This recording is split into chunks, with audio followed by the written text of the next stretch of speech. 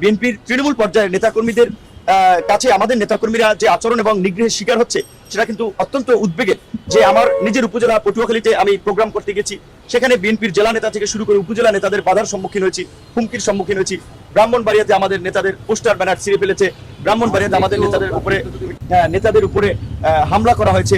আমার কেন্দ্রীয় আইন সম্পাদক ঢাকা জেলার, তাকে আপনার বিএনপি নেতারা এই ঘটনার সংশ্লিষ্ট মামলায় আসামি করেছে এবং নীলফামারীতে অফিস নিয়েছে, সেখানে হুমকি দিচ্ছে যে গণ অধিকার পরিষদকে যেন অফিস না দেয়। এখন বিএনপি তো এখন পর্যন্ত ক্ষমতায় আসে নাই, এখন একটা ইন্টারিম গভর্নমেন্ট ক্ষমতায় আছে, সেখানে সমস্ত রাজনৈতিক দল কিন্তু এই সরকারের স্টেক হোল্ডার। সেখানে এখনই যদি বিএনপির নেতৃবৃন্দের তৃণমূল পর্যায়ে এই আচরণ হয়, তাহলে সামনে কি আচরণ হবে?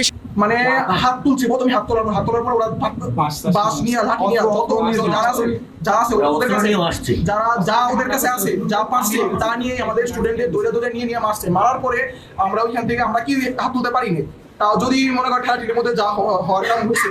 তারপরে আমরা স্টুডেন্টরা ওইখান থেকে সরে পড়ছি, সরে পড়ার পরে ওরা আমাদের পিছা করে আমাদের ধরে গেছে। মানে যেখানে আছে, যে স্টুডেন্টের বা যে স্টুডেন্টের বাবা আমার বোনের যেই জায়গায় দোকান আছে, ওইসব দোকানের মধ্যে এই পর্যন্ত ভাঙা করলো, ভাঙা তারপর আমাদের ধরে আমাদের বাড়ির ভিতরে ঢুকছে। এই ভিডিওটা দেখার পরে আমার মনে পড়ে ওবায়দুল কাদের সাহেবের কথা, যিনি মাসুদকে বলেছিল যে মাসুদ তুমি কি কখনোই ভালো হবে না।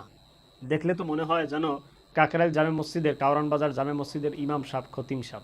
বিএনপির সমস্ত ভাইদেরকে বলবো, আল্লাহর রাস্তায় আপনারা একটু ধৈর্য ধরুন, ক্ষমতা আপনাদেরই হবে।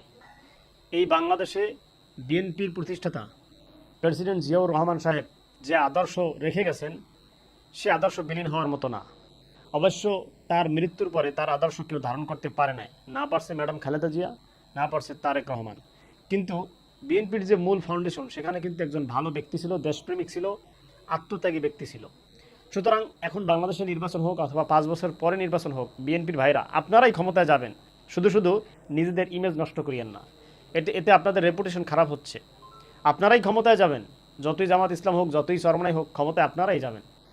তারপরও আপনারা এই দেশের এই কঠিন ক্রান্তি লগ্নে আপনারা একটু ধৈর্য ধরুন।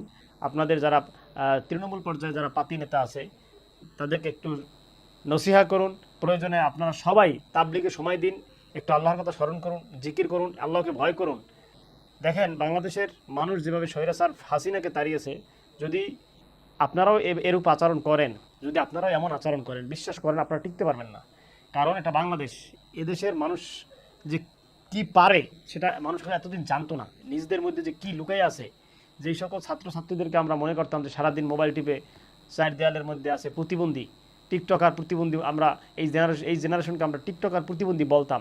কিন্তু এই জেনারেশন আসলে তাদের ভিতরে সুপ্ত যে শক্তি, লুকায়িত যে প্রতিভা এবং তারা যে স্বাধীন চেতা, এটা কিন্তু তারা প্রমাণ করে দিয়েছে। এজন্য আপনারা ক্ষমতায় যাবেন, আপনারাই ক্ষমতা চালাবেন, তবে এই সাময়িক সময়ের জন্য নৈরাজ্য বন্ধ করো।